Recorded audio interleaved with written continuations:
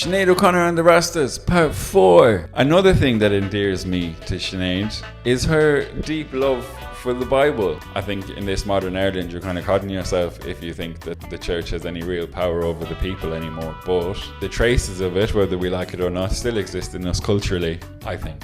And my mother is kind of like that, you know, there's no real chat of God throughout the year per se, but when times get hard, suddenly the Roman Catholic inheritance comes out and it's all lighting candles and the rosary and fierce praying and the Child of Prague and holy water and you name it, do you know? Take a look at this interview with Sinead O'Connor and Marion Finucane. Talk to me about your own upbringing in terms of religion. Well, it impacted hugely on me in a good way. See, I was able to kind of sift through the stuff that I knew didn't really have any relevance to me, and I took from it the things I love. Like, one of the things I love more than anything in the world is the image of the Immaculate Conception.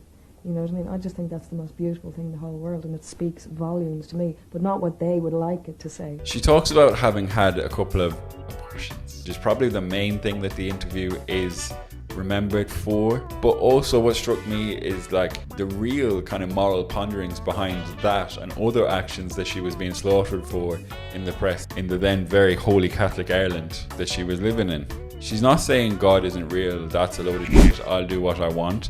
It's very different. What she's saying is, I believe God thinks this because I have really thought about it, and I think God is right and I think the church is wrong, which is two completely different things in fairness.